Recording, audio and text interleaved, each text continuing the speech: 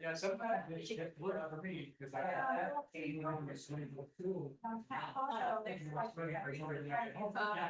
It'll even out. Yeah. I'm just curious. I'm glad it's gross thing. I know. So, you know, my ash, yeah, I was just talking like that. And they were like, I never did that. Yeah, it's fine. Good time to try. Cool, cool. Yeah. Love that. Maybe we'll have you guys over for a party again. Oh, yeah. For like pool and pack and water. Yeah, that'd be great. Take advantage of the situation. But it's like, it's about how I, first of all, so take a water bottle, we would my office, I go in, like, it's from the thing that we're buying. Hey, Karen, I see the mics are on, is the board on? We're recording now.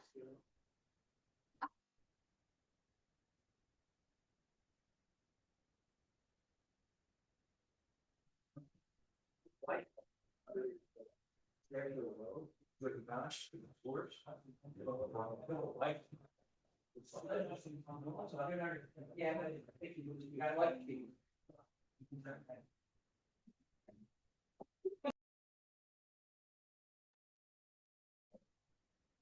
Have everybody.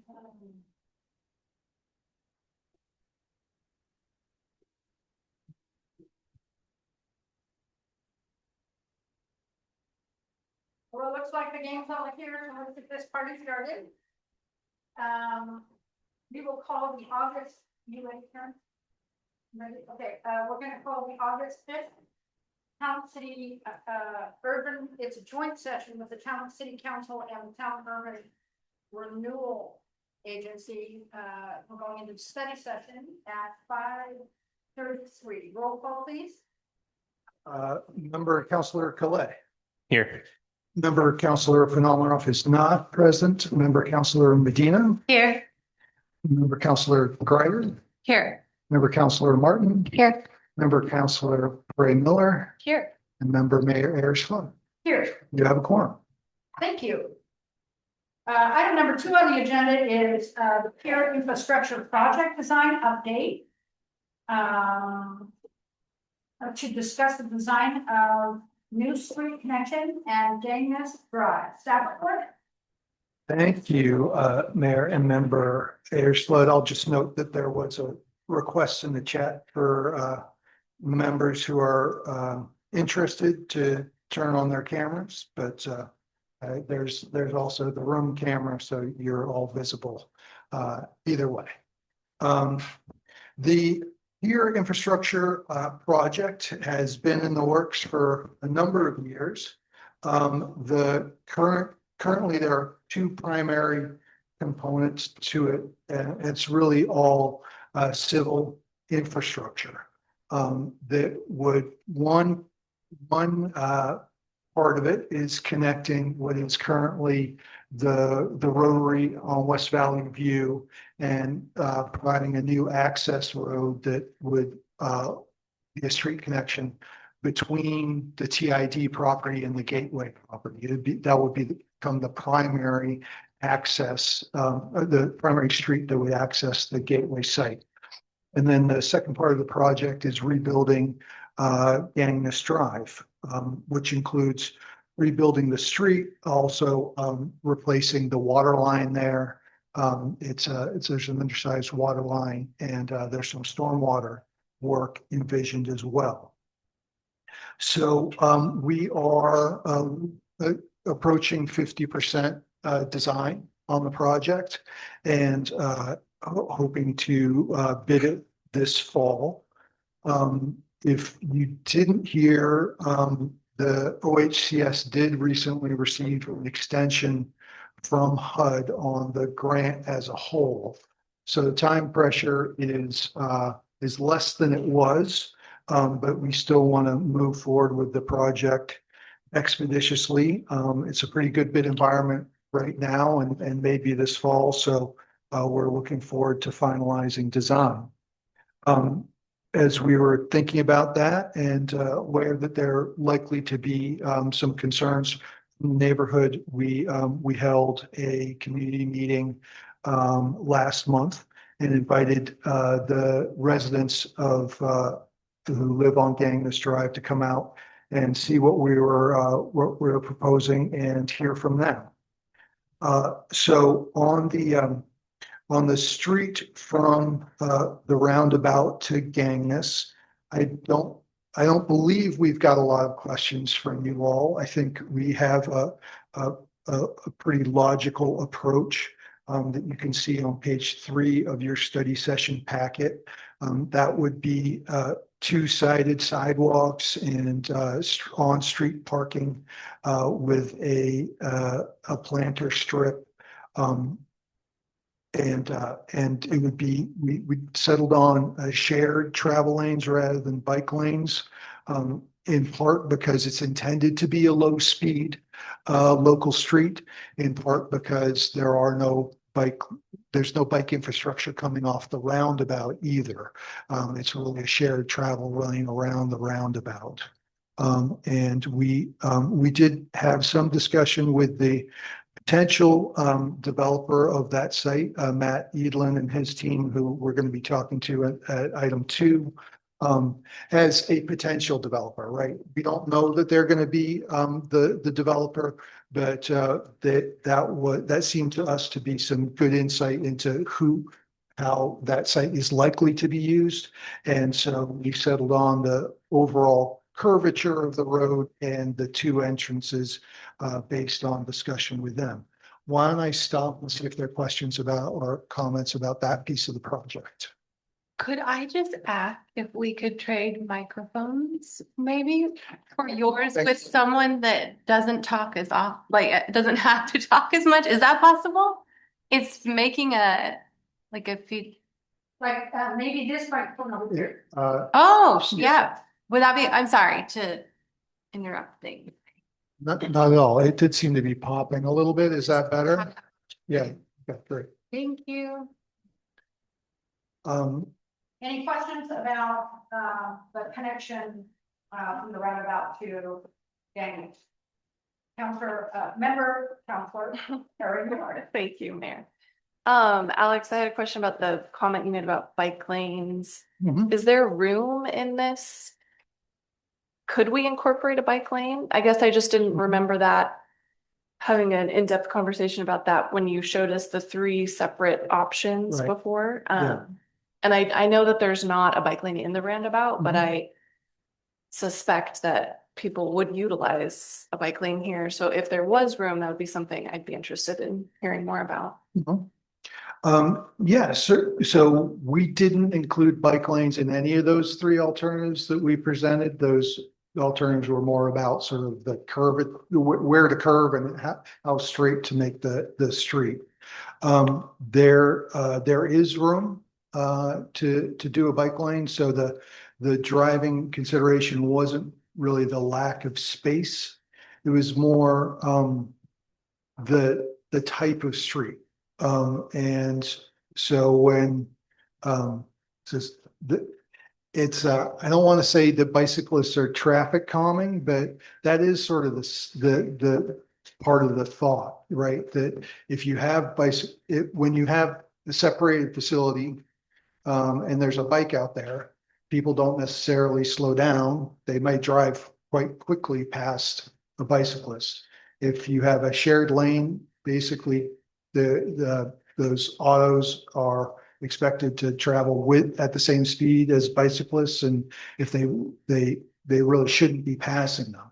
So it is an interesting design question, is sort of what kind of bicyclist you're designing for. So we could, continue that discussion and bring you back some more analysis. I think especially as we're thinking about the type of housing that's going to be at the site, the fact that it's going to be workforce, the fact that there'll be families there, bicyclists of ages. And I'm also remembering the comments that Councilor Pestiza would always bring up, talking about bicycle storage at the gateway. I think it's something that should be considered having a protected bike lane, or at least a designated bike lane of some kind. Sure.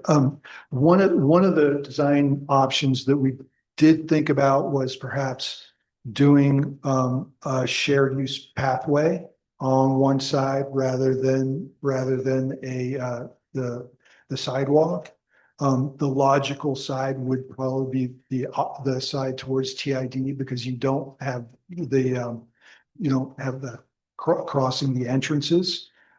So I think maybe we should bring back both of those options that we discussed with the design team to continue to figure out what the right thing to do here is. Dr. Coley? Yeah, thanks. I'm all for having bike infrastructure as well, if it makes sense. When you say it's low speed, do you know what the speed on that would be? Is that 20 in town or 25? I think the default is 25. Okay. And can I ask another question there? Just curious where in this process, like I see there's a planter strip on there. Will it be decided, what are the existing trees are going to be incorporated into this plan, or will there be more trees planted? Yeah, I'm curious if there's a need or opportunity to consult with the Urban Forestry Committee on that, at the very least on species selection. Yeah, absolutely. I appreciate the suggestion. I've requested that RH2 bring on a landscape architect. So I think as soon as we get them on, that'd be a good time to have that discussion. Great, thank you. Couple comments. I just want to express some of the concerns I've been talking about from the beginning of this. And admittedly, because of the history of that roundabout project, I could be stuck in the past, but when we first asked for the funding to create connectivity between Gangness and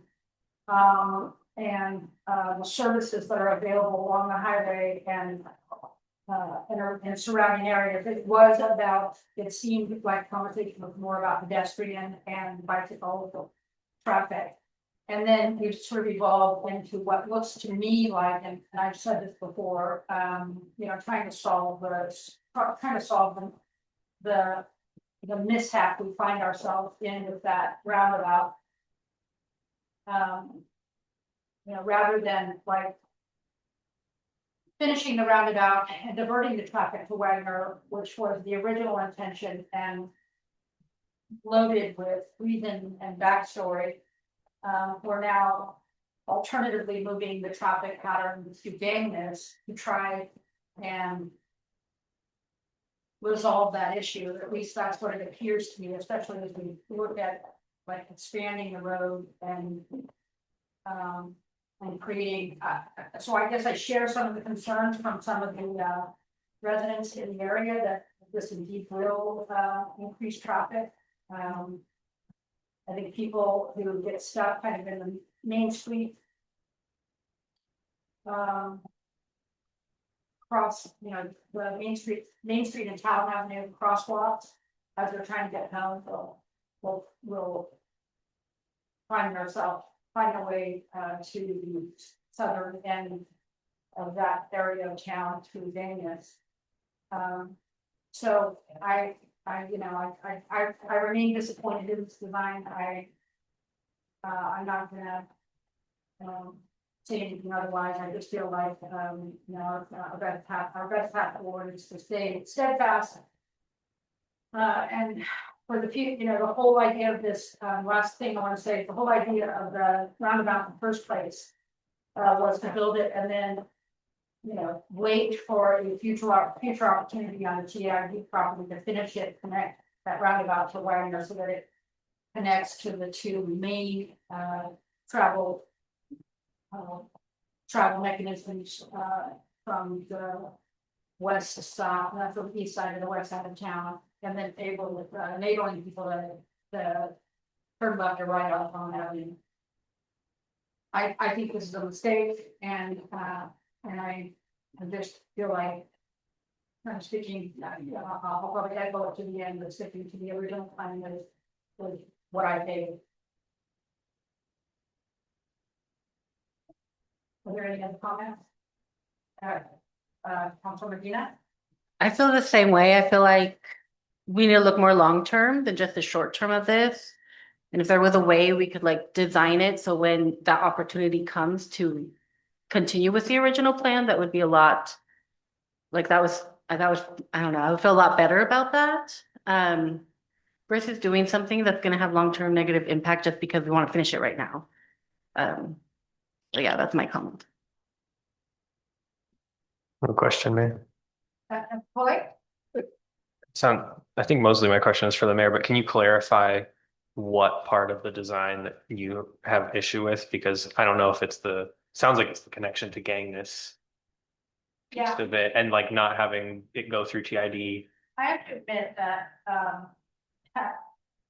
I've lived with this project for so long and I've seen so many iterations of this project that, it does get a little hard to kind of sort it all out, but there was at one point in time a discussion about connecting Daniels down to the highway. That was one pathway, and we've had several conversations over the years when we get frustrated at our inability to make a deal with TID to just put that roundabout to Gangness.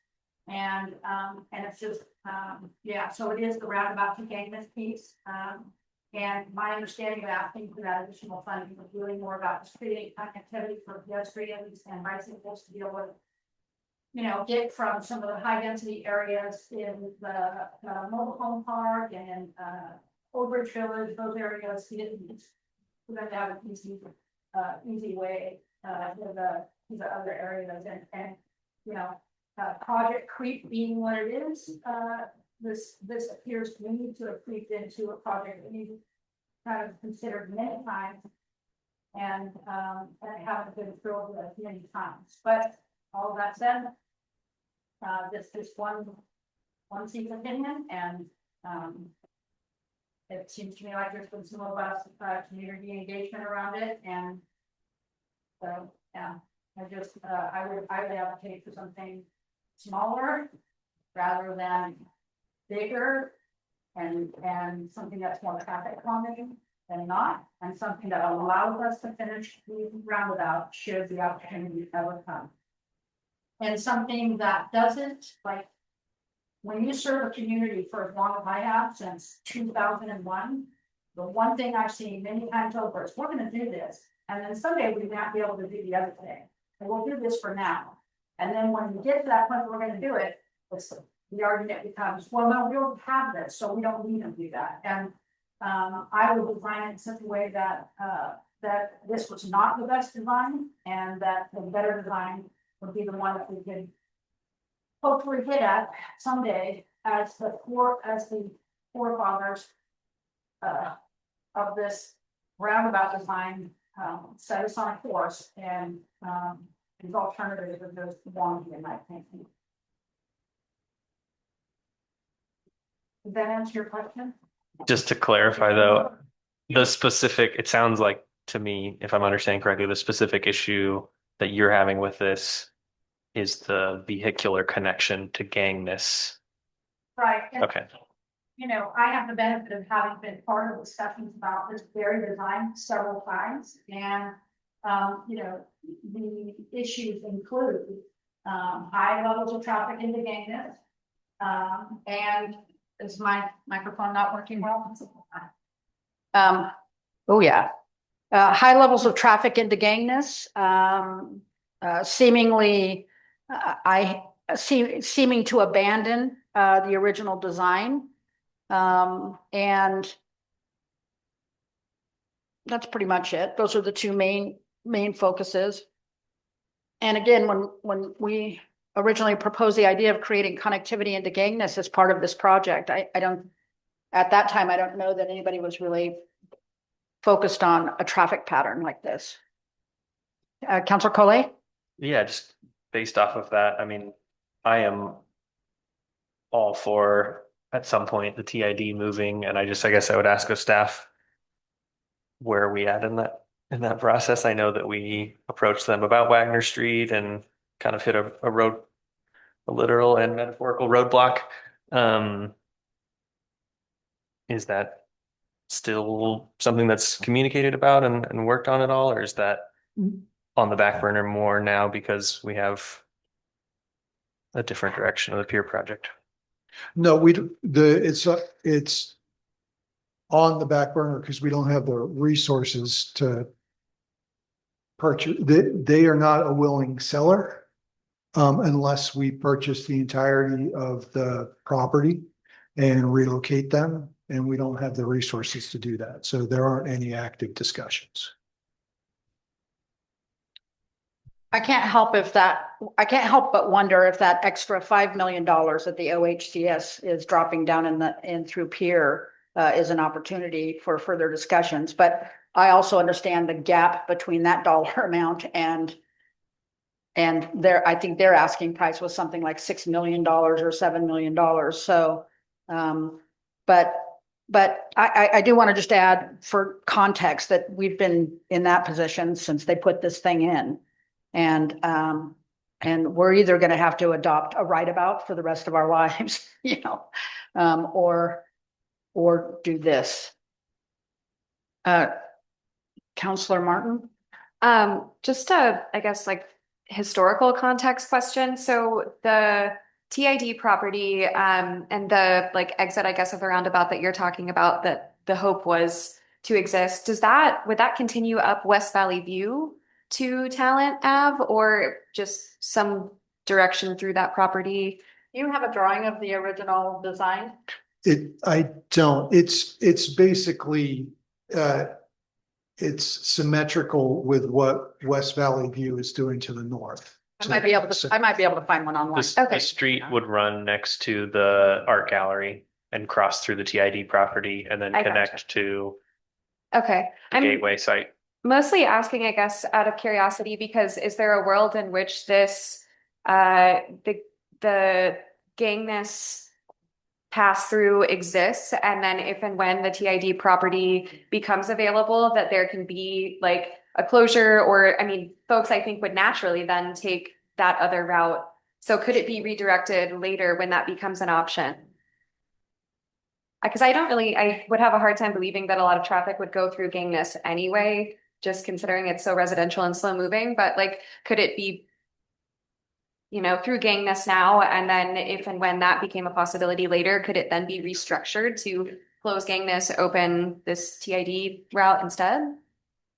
Yeah, I think for $1 billion. I mean, I think that's what we're talking about, spending money on a road that we plan to close someday. And that's a consideration. And But that sorry. yeah, go ahead. That infrastructure would still be used, right? Because there's still an entrance into this gateway project from 99, and like foot traffic, car parking, all of that would still be used. Yeah, I don't think it would be deconstructed. Mhm. Yeah, I don't disagree with that.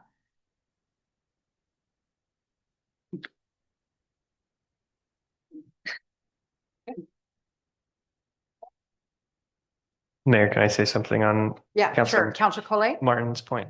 That was something that I had been thinking about as well. Is it seems easier to have something and then close it off or neck it down or install bollards later on versus if you created it now as a bike and pedestrian only path, expanding it into a street. If 10 years down the road, 20 years down the road, that's what needed to happen. I don't want to put us, like you're saying, has happened with the roundabout. When it was built, it's now putting us in a place to have to deal with it. I don't want to put someone in 10, 20 years in a place to have to upset residents to expand a street or something in that connection to Gangness because for some reason it's been discovered that that's needed. Yeah. Counselor Greider? I do though see, I see that point for sure, but I also envision the issue that the mayor was saying about, well, we've already got this, so it kind of gets forgotten or, you know, doesn't seem necessary at a later date. Counselor Medina? I echo the same. There's like what do I want to say? If you already have something, there's less likely chance that you're going to put something else there just because how revenue works and it priorities and everything. Another concern I have is just like looking at this, I know there's a house on that, what is it? The west side of where that entrance would be. It's like a townhouse or duplex or something. And the driveway, to me, like imagining it in my mind and looking at this, it looks like their driveway is going to be blocked. And like there's going to be other impacts around, the properties that are already built there. And if like that wasn't part of the original plan, it obviously wasn't rebuilt with that in mind. I mean, I really have a hard time thinking of like this solution all of a sudden when it wasn't designed for that and the impacts it's going to have versus why don't we just wait to do it the proper way? Counselor Collet? Yeah, I just have a question of staff about circulation in the gateway. It's my understanding that a certain length of trucks can't make it through the roundabout. Is there going to be a right in off of 99 into the gateway site? Or is that up to the developer? So, apologies, I just want to make sure that Karen, Matt Edlin is going to need to call in, so I'm going to forward. I need a phone number to give Matt. I'm sure the developer, any developer there would want to maintain the access directly from 99 as a right in, right out. Yep. And Here's the original design, Counselor Martin. And so the idea was that the extension would be built along the edge here and then up to Wagner Street. And so it was creating that additional. Is that on the other side? That is on the other side of the art gallery, yes. Yeah, on the south side, yeah. Counselor Greider? So I get to ask these silly questions because I'm newer. What would happen with I mean, I understand there's, the peer funding tied to this and everything, and there's timelines around that and all. Has the conversation been had for my time about what would happen with we would lose the funding or so much is put into this plan that it's too late to find an alternative? I just don't know the timeline that we're on and. so, the timeline, there's certainly time to consider new alternatives. Okay. The timescale of this grant, I think, is unlikely to accommodate. Well, the question of when it would be possible to build the preferred connection of the adopted urban renewal plan through the TID site is completely uncertain. So I think that if we would choose to delay the project until that point in time, that's just an indefinite delay. Sure. So if I may speak to a little bit Can you just add one more point before you do? Sure. Because I think you'll want to speak to this as well. Sure. The other thing that occurred to me when I was looking at this, and I don't think I've ever mentioned this before, but I would like to hear some thought process around building this kind of transportation structure off the Valley View to theoretically, according to the report, mainly serve Gangness. And because what I'm hearing is that this exit off of the roundabout won't cause a great deal of extra traffic through Gangness. So that leads me to believe that the purpose of it is to just serve Gangness. And don't have any real conclusions about that. It's just that I connected those dots. I could be wrong. But I would like to, it's an expense that I'd like to justify just a little bit about that expense and how it proportionately serves as kind of a small neighborhood. So as I understood, the larger project goals, like from the beginning, right, were to make redevelopment in downtown more feasible. And so this project, builds a section of the roadway that would connect to that future street through TID if we were ever able to build it. It also provides access to the gateway site. You can't really developing the gateway site at any intensity with the access directly off Valley View adjacent to the signal of 99 is not very feasible. So the primary purpose of this roadway is to unlock the development potential of the gateway site. The question of how it interacts with the Gangness neighborhood, it was actually, the next one that I wanted to raise. And I think you have in your packets some extended analysis from a transportation engineer, right? They have a particular view on the world. But one of the things he points out is that as Gangness was originally platted, this connection was envisioned. So that's something that I do think is relevant to the discussion here. I don't think it likely creates a tremendous amount of traffic, but it certainly would attract some. And you sort of got two sides of the sword here, right? The street network is intended to serve local residents. The fact that there are some folks that would find this a more convenient way to connect from the Gangness neighborhood, for instance, to southbound on 99 is part of the reason that street connectivity is sort of one of the sort of first principles of street design. Is it's better to have connected streets than cul-de-sacs. Cul-de-sacs, dead ends generate just more travel distance for everybody. And I think there's pretty much a consensus among new urbanists and transportation engineers at this point that more connections are better. So I think then the question becomes, would a full connection between Gangness and this new street really change the character of that neighborhood to such an extent that would be detrimental to the neighborhood and detrimental to the area? I think the traffic engineers got a pretty good argument that there's not a huge travel shed that this is going to be an attractive route for. You can only get onto 99 South by cutting through the Gateway property. So there aren't a lot of sort of origins of trips that would make sense to go through this neighborhood. If you're on the other side of Talent Ave and you want to go south on 99, turning right on Talent Ave and going out Rap Road it's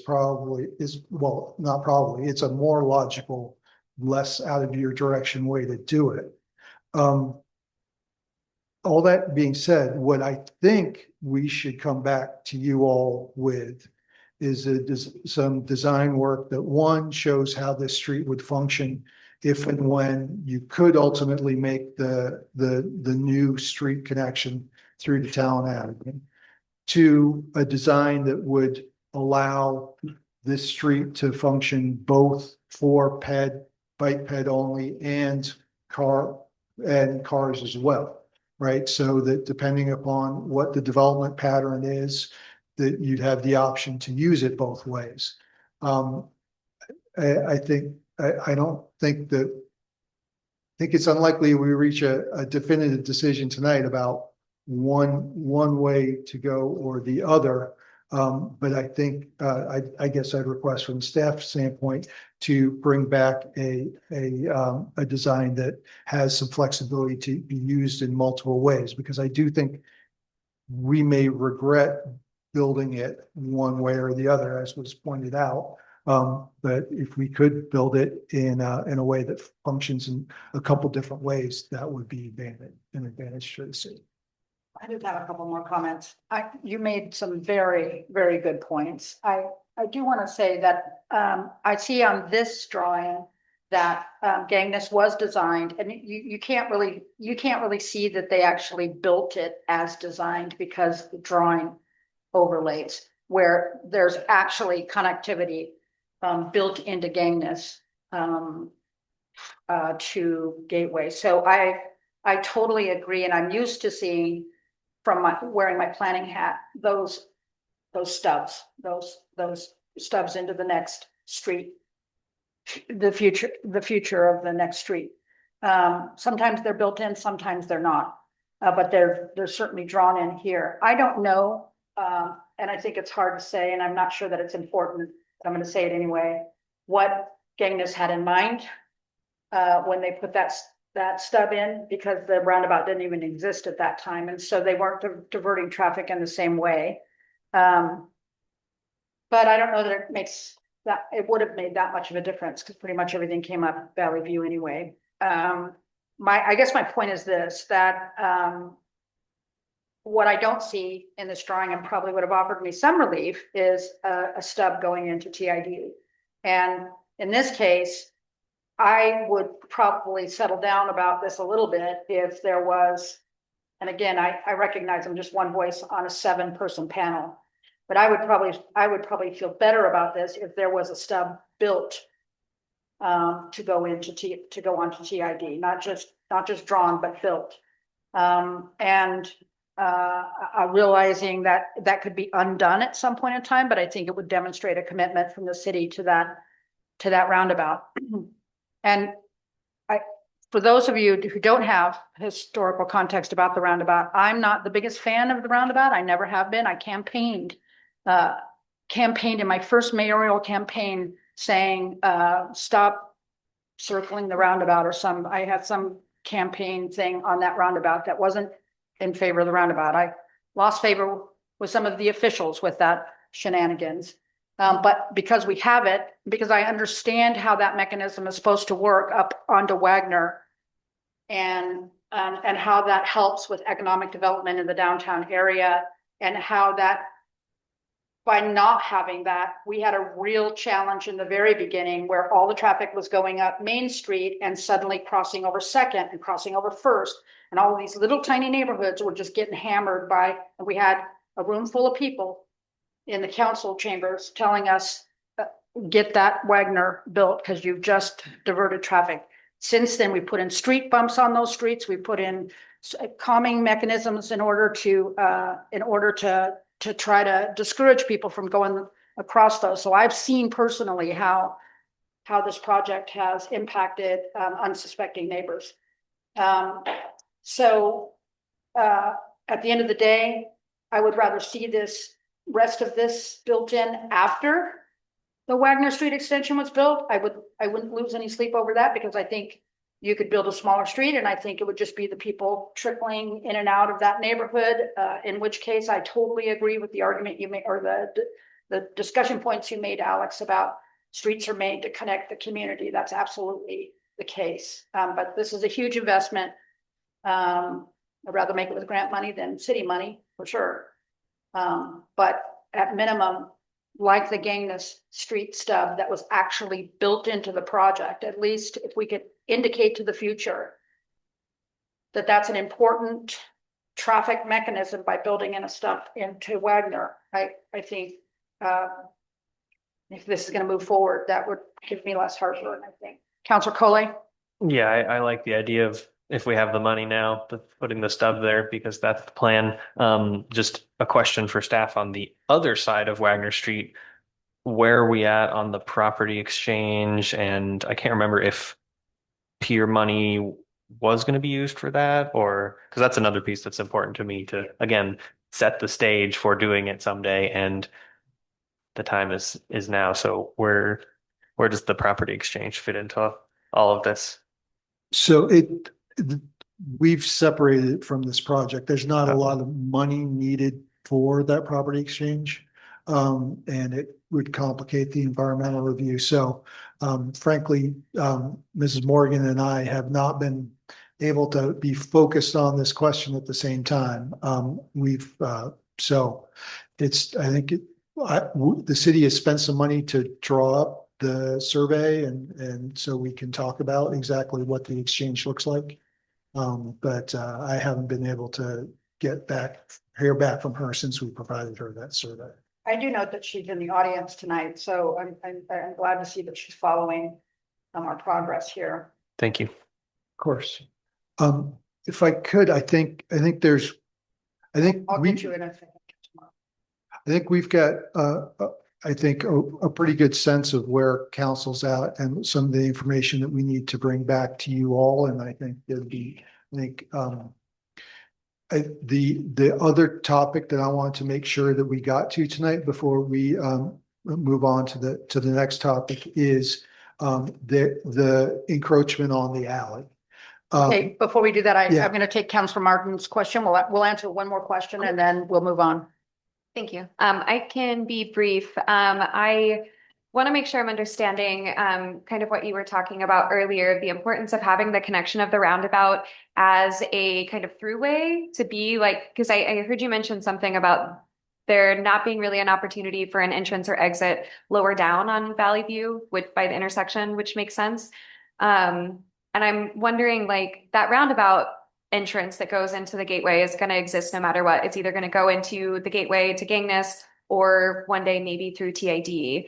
And I'm wondering, like, that's not going away. Is there, to preserve the connectivity to Gangness, if we're already not expecting a lot of traffic, is there an option for like a pathway, a road that could fit the size of a vehicle that has, and I'm not like a road engineer, I don't know how any of this works, but like those pillars, those concrete pillar things or whatever they are that can be moved to allow a vehicle or not, but could allow bikes and human traffic and the connectivity that we're worried about cutting off while also reserving some opportunity maybe for cars in the future. Yeah, that's exactly what suggestions that we bring back. The removable bollards, I think is the term they're looking for. But Okay. that would be one way to do it. There was a time when we were talking about the connectivity from Gangens to go down to the highway. There was actually a design with that drawing on it. It doesn't, just for context, there's a median down there. So if we connect people down to the highway, it's a right turn only. So, but you know, again, like I said, I've seen so many designs that I'm a little stuck in the past, but, okay. The next item, Alex. So there are two properties that were highlighted in the staff report that have encroached on, encroached is maybe a too technical term. There are a couple backyards that overlap the alley and have for some time. One of the things that came up in the neighborhood meeting and frankly, we noticed it as well as we were looking more closely at this alley because of the design of this project.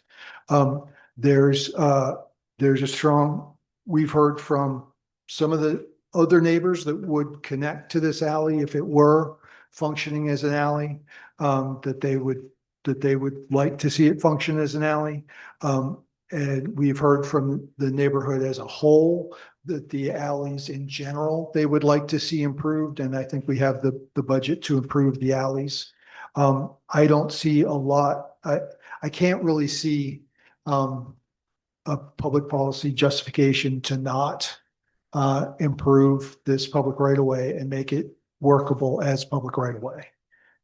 That is not going to be a popular move with those two properties that have essentially are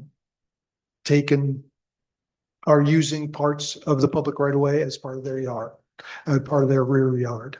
But before we start moving in that direction, which I think is, I don't see how, as I said, I don't see the public justification to not do that. I want to do that. I want you all to have very eyes wide open that we're contemplating doing that because, as I said, I think that could well be upsetting to folks. This has been going on as far as we can tell, at least since 2016. The aerials that we've seen, so it's long standing. Yeah, been there, done that. Had my whole front yard cut off because I did the same thing. Well, I didn't do it. The person who owned the house before me did it. Counselor Coley? Yeah, just to understand, I'm looking at the map in the packet and then looking on Google Maps. What does that alley, what does or would or did, would that alley service aside from those two properties? Does it service the property that's like on the curve of Gangness, I guess? Like where does it go? Because there's another alley, it looks like, unless that's a driveway that runs, So that alley dead ends. right? And so what it's not doing currently is serving as an alley for the properties who are on adjacent to it that On the other are, side, okay, are, you know, directly across from the properties that are occupying. gotcha. And those look like, well, there's not a whole picture here, but are those houses with ADUs? I don't believe so.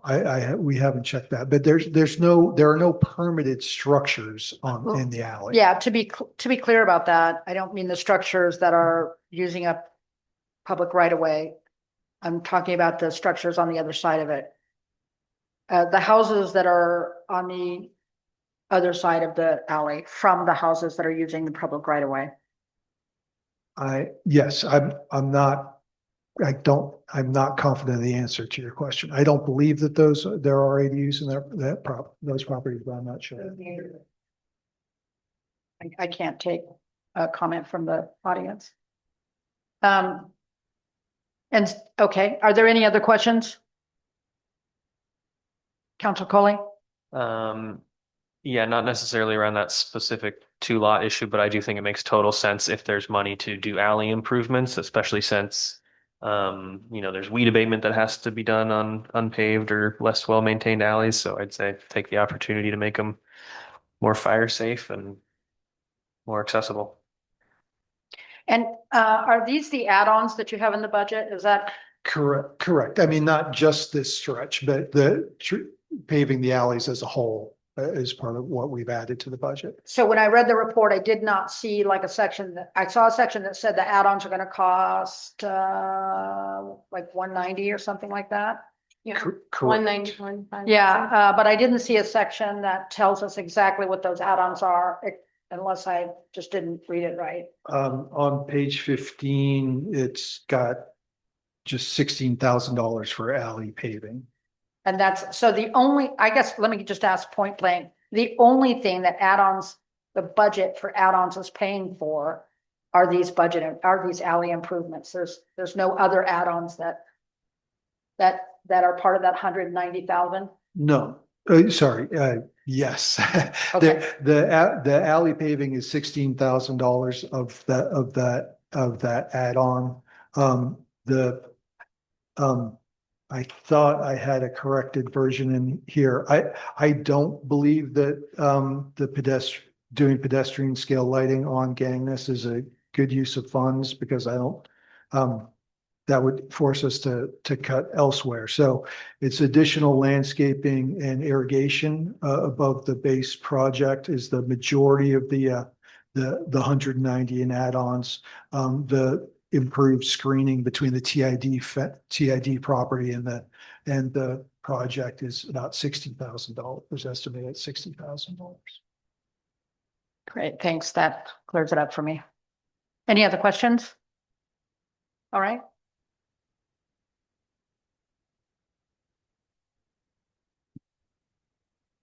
Anything else you want to talk about? No, it doesn't sound like there are reasons to not pursue that public use of that public right of way that staff are not thinking of that you want to that members of council want to bring forward. Council Greider?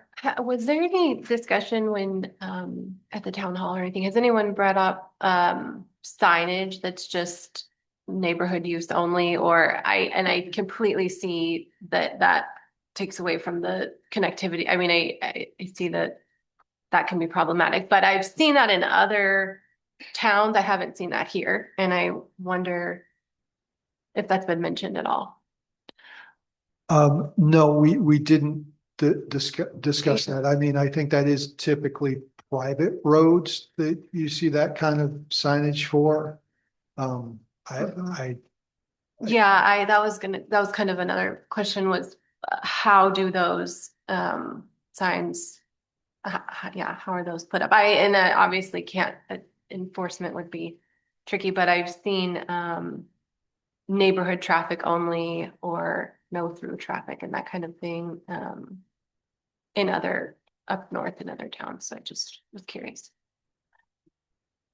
So we have 8 minutes left in the meeting, and a topic that I brought up in let's see, I can actually move us to well, we don't have a comment, so if it pleases Don't we the have item 3 still? board, what's that? Don't we have item 3 still? I thought we were stopping. Oh, Are we we are. stopping, or are you gonna go to item 3 in the last 8 minutes? well, I think it's 6:22. The regular meeting isn't scheduled to start until 6:45. Okay. I think it'd be great Right. for you all to hear at least something from Mr. Edlin. Okay, great. I do, because this is connected to this part of the discussion. I'd like to propose something for a future agenda, and that is improvements to the rest of West Valley View. Or I don't even know if it is West Valley View once you get past the roundabout. But, I know that the business community is interested in seeing some space where they can bring activities into the downtown areas where it benefits retail and that kind of stuff. And I think that sort of zone that includes the promenade above the roundabout and some of West Valley View Road could be an opportunity to create maybe some community space that can be flex use for parking. And so if we could get that on a future agenda, unless anybody objects. Can we put it on the next tour agenda, Absolutely. which is when? Next month? I was thinking about having one the September 2nd. Well, yes, one of the next 2 meetings, we'll have a tour. Okay, great. All right, the next item is agenda item number 3, redevelopment update. Staff? Thank you. Matt, I just want to check, Matt had to call in. Matt, are you, looks like may need to, Is that the 503 number? yes. There's an option to ask to unmute, but I don't know. Oh, Matt, you're gonna have to press *6. *6, I believe, there you go. Are you there? Can you hear me? Yeah. Yeah, Matt. So I'll just briefly say Matt Edlin's principal at Edlin and Co., who was selected through the RFQ process to negotiate with the city towards a joint development agreement of the Gateway site. And I'll run Matt's slides, and he wanted to walk through what he sees as some potential routes to do that. Matt, I'll turn it to you. Yeah, and thank you all. I apologize. I tore my ACL like 4 weeks ago, so otherwise I would be down there in person with you, and this would be a little bit easier to facilitate. So I apologize for not being there in person. Other extenuating considerations, I would be down there. So Alex, before I jump into this, I just want to make sure I'm being forthright with time. How long do we have to walk through this? 20 minutes? Yeah, if 20 minutes would be great.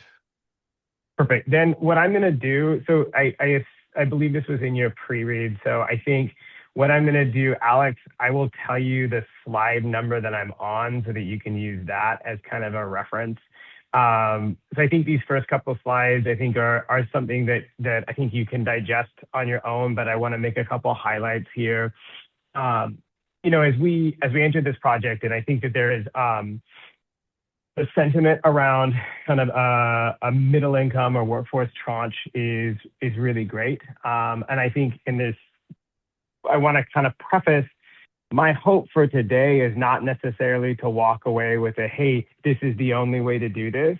But I think looking at the various different financing scenarios, both in reflection of what's going on in kind of the macro level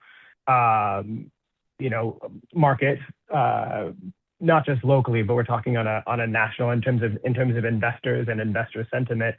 And then think about kind of more concretely, who are we serving and how we're serving those folks relative to those desires around that middle income strategy, and what are the financing options that we might see going forward.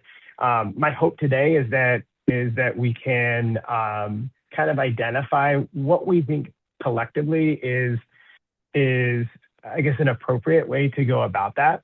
And that'll give us good feedback that we can give to you in terms of where we think kind of from a timing perspective and how fast or slow or otherwise we move forward. So Alex, if you want to go kind of go to slide 4, which is this, who is Talent Gateway for? And I think really, one of the things that's going to be a really critical balancing act for a project like this is really considering where the market is, both in the greater county and kind of the greater cities across the county, and where the market is, as it will really be a critical thing for lenders and equity investors to really justify kind of the types of investments we're looking at, depending again on the type of funding sources we go. And what we see here is of course, we see this in a lot of markets where you're in between this section of middle income, I guess from a quantifiable from an AMI perspective, you're kind of at that bottom end of middle income as it relates to kind of the overall county. If you go to slide 4, I think we're trying to articulate the kind of the overall your overall who we're serving and kind of what those incomes look like. This is trying to give a perspective on kind of really what is reasonable for folks to afford. And so as we start to pinpoint, going down into slide 6, you can see kind of where those relative rents are. If you go into slide, let's jump again for the purposes of this. You can read some of this around kind of the greater market, in terms of deliveries and absorption, and understanding of kind of greater Rogue Valley. But if you look down on slide 10, I think this is where we kind of run up against, okay, where is the market today? And where can we reasonably achieve? You've got newer product that's at high watermarks. And so if we use that as kind of hey, if we wanted to push as far as we could to get those rents, can we really make that an achievable basis? And will it be justifiable to lenders and partners and other investors? And so as we look at this and we look at what we're going to show today are 2 economic models for financing. One is a more conventional, focusing in on kind of that middle income approach. The other is actually looking at a blended affordable housing model. And really think of affordable housing, we'll look at it from an AMI perspective or a median income perspective, but really thinking about it in terms of a financing tool to cover some of the gaps in funding to meet a financeable project that really meets the market where it is and kind of where it reflects today. Those are the kind of the 2 considerations that we're considering. And if you look at, go to slide 11, Alex, that's really what I'm hoping that we can review as it stands. Next slide, Alex, on to 12. Just as a reminder on the project, and I really want to give you guys time to ask questions. Today we sit at 48 units of multifamily housing. This is utilizing our building system by Even Habitats and Technologies. That is kind of your primary rental base. We have and continue to hold 10 units of home ownership. This reflects the original program that you saw. We're working to amend that where that becomes a little closer to the existing neighborhood. So you've got a better transition, get more of your density towards the middle of that project. But for now, it's reflected in here in the center of the project. That attainable housing there is targeting 80% of median income. And then along kind of the main thoroughfare, number 3 are 28 live work units with ground floor retail. And that's kind of let's use that as our baseline. Going to slide 13, this kind of reflects some of what we had presented around just from a cost perspective relative to conventional financing. This gives you actually updated and probably more detailed versions of what our building system looks like. We're actually in the process right now of finalizing our state permits, which will give us, I guess, tri-state approvals in Oregon, Washington, and Idaho for a replicable model. So a lot of the technical work around the buildings in themselves have been advanced and will be complete within the next 30 days. So we're making headway on from a design perspective. We're starting work on the CLT design as we speak. And so we're designing this forward. But I think the big question that we have is what is the most, what's the financeable means and methods we can get there? Going to slide 14, trying to really identify what are the kind of 3 primary values that we're trying to, our primary goals here. We want a place that's livable and vibrant, that works for a variety of individuals, couples, families, that support regional economic growth. I think that's something that's really key. I think as Alex and I talk often, we meet every other week, ensuring that the housing that we're doing is outside of the market and is supportive of kind of regional job and economic growth.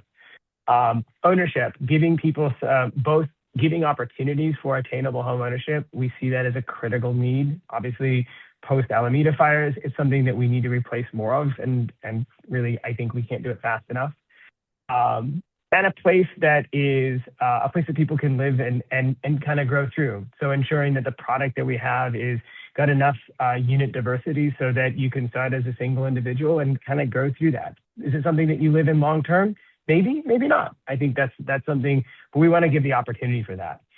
And I think from what we've taken away from all of this work is, at the end of the day, we're looking for, can we create a mixed use district that does focus on workforce stability, attainable home ownership, supportive of local businesses, and kind of long-term resilience for talent. The next few slides are given the level of detail here, I didn't want to overload you with slides, but if you go to slide 15, Alex, this is really a look at the market as it stands today. Looking towards the middle, Medford is really, at the end of the day, your high watermark. That's where your predominant kind of rent is there. There's variability in this. This is also based on the available units. And Alex has a I don't know how many pages, 50, 60 page supplemental look at kind of the macro level market that, Alex, you're free to share with anyone in the room there. But, you really have some caps on that, on what the market can really support. If you were to push these to the highest watermark down on the bottom line, you could achieve about $1,300 for a studio, about $1,700 for a 1, and about $2,000 for a 2. That, from a median income perspective, is going to be very high from a local perspective.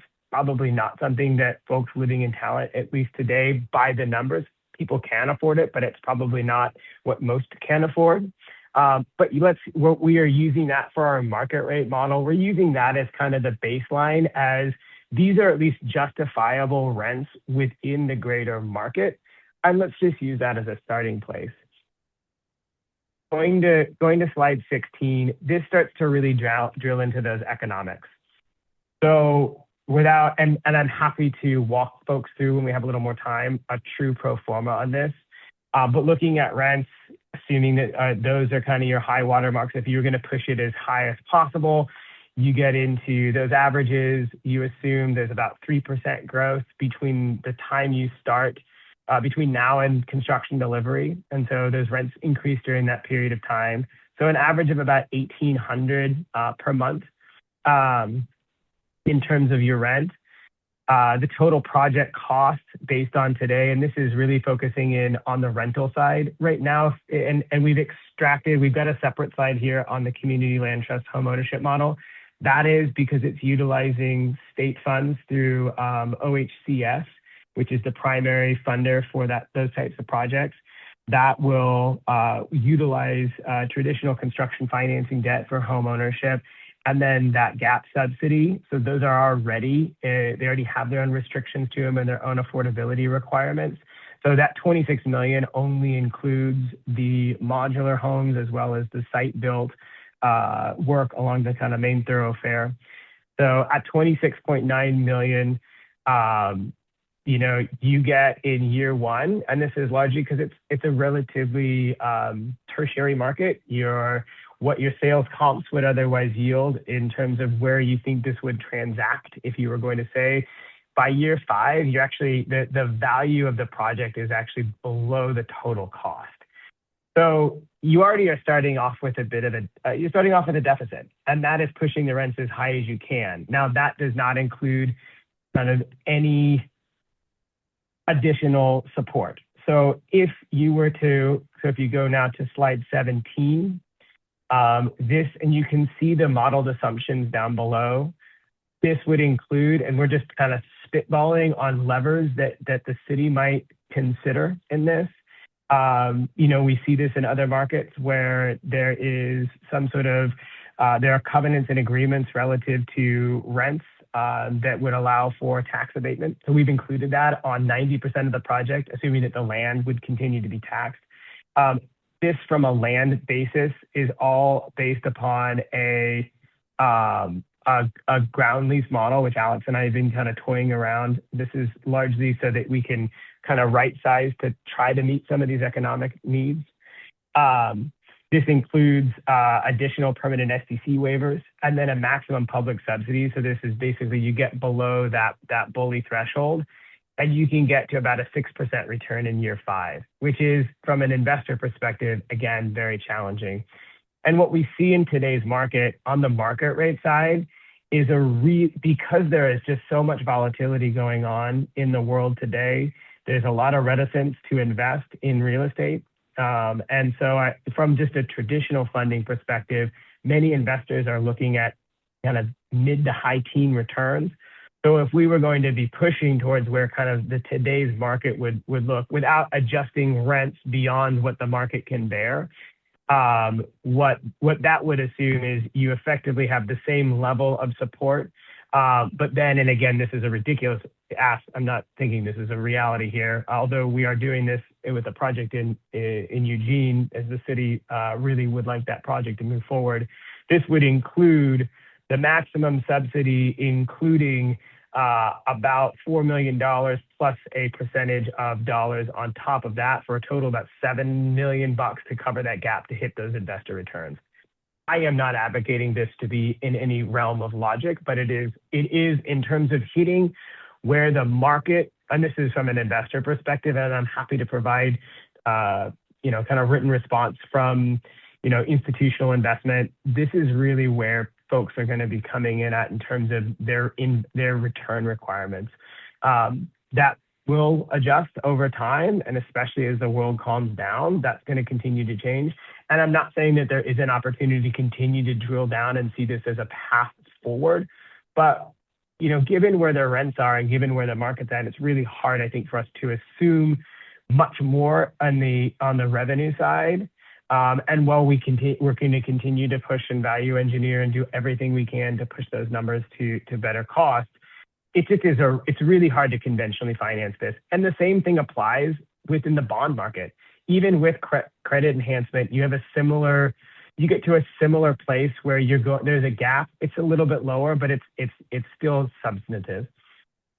If you go to slide 18, Alex, this is where we start, I think, to get a little more creative. It is not necessarily the way we had initially wanted to pursue this, but I think in large measure it reflects where the market's at. And I've actually, Alex, pulled together from an AMI perspective where if we were going to go through this type of approach, we would land in terms of AMI served. And I think for the most part, we actually can really achieve that 70 to 80% median income on here in a substantive way. And I think that from me, just sitting from the standpoint of city, or at least from the community standpoint, I feel like is probably more reflective. So in a subsidized affordable model, one of the biggest considerations here outside of, all of the covenants and requirements here, which would preserve this kind of in perpetuity as an affordable housing deal.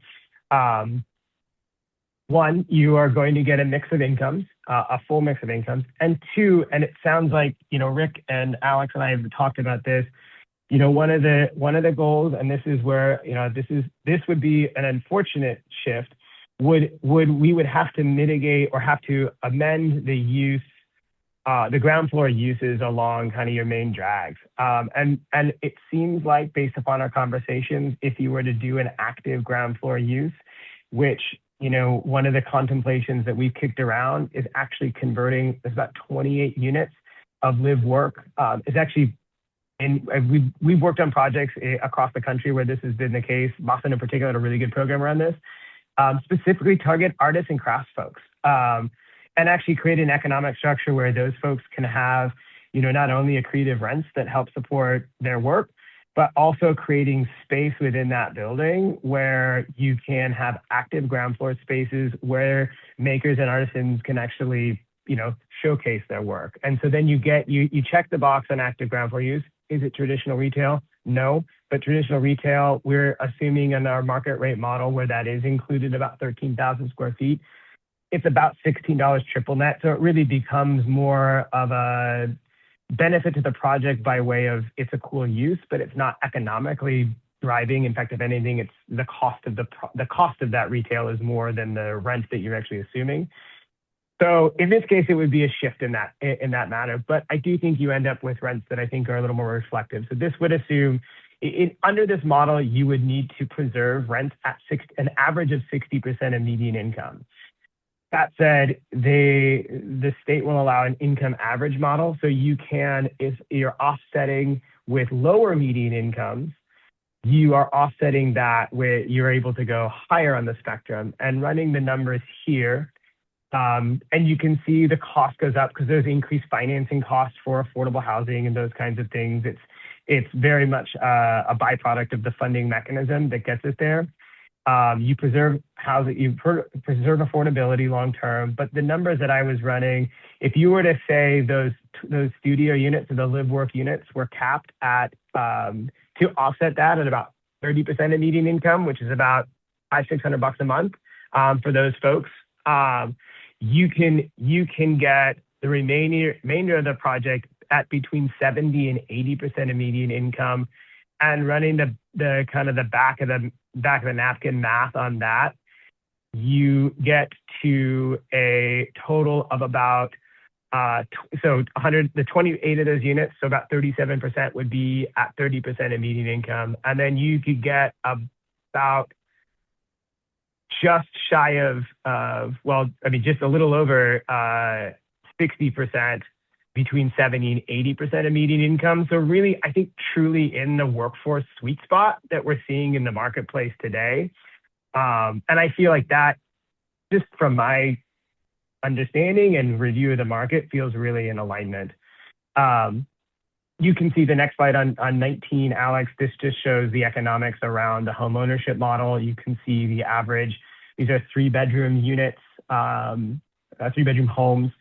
Those would be offered about $200,000. You've seen this in Talent and across the region where, a community land trust model has been used quite a bit. But this is this would be your kind of all at 80% of median income. So inclusive within that total that we just reviewed of that's about 60, a little over 60% of the project between 70 and 80% of median income.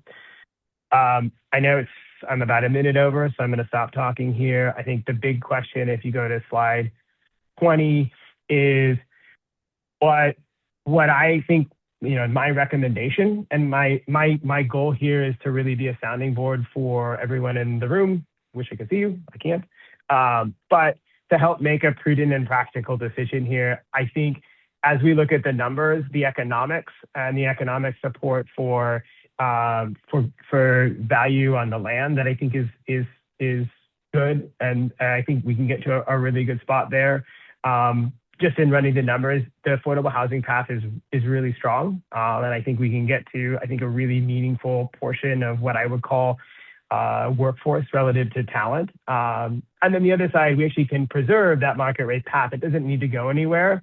But I think for me, I look at it and go, we have been beating this down. We've been working with OHCS. We've been working with Oregon Community Foundation and a number of different groups. OCF is really, really keen to be investors in this project, and they really want to be. They think this is like high priority of their new fund. So they're very much on board. I've got a call with Nathan Kadish at OCF next week, who's kind of in charge of this housing initiative. So we've got really strong momentum around the financial supporters and people who want to be involved in this. I think looking at the numbers, the market rate path right now today is hard. And I think that there is a point in time in which it might make some sense. And I think we can continue to massage that if you're open to it. But given the fact that based upon our review and underwriting around that affordability path, if that's something that is even worth considering amongst this group, then that gives us at least a place where we know we can finance a project and move it forward.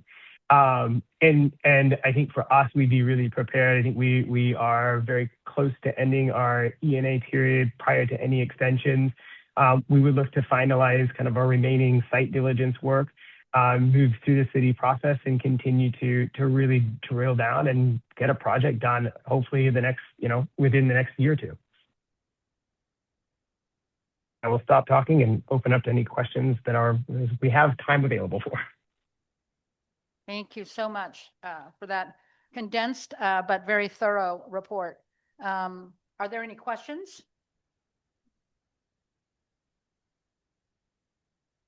Comments? Councilor Collet? Yeah, what's the process going forward? When are we going to revisit this or give direction, make a decision? Well, be happy to reconvene at the next meeting. Karen, did we lose volume here? I think be happy to prioritize this for next discussion, next meeting. For talent urban renewal? Yeah. Yeah. Okay, thank you. Any other comments or questions? Great. Oh, Councilor Ryder and then Councilor Martin. Did we have a copy of those slides, or can we? Yes, they're in your packet. Okay. Councilor Martin? Oh, sorry. I don't know if they were in the current. I don't think No. they are. The apologies. They should have been. I'll get them to you. Yes. Thank you. Can have. And Alex, if you would like to send that COSTA report that I sent you as well, it's a long read. I would email it. I wouldn't print that out. It's a lot of paper. But that also might be helpful, again, just to understand kind of from an institutional perspective, kind of how people are viewing the greater region. I think this is data this is my data that you'll see in these slides, but it is, this is, I think, really good third-party data that our industry uses as a good resource.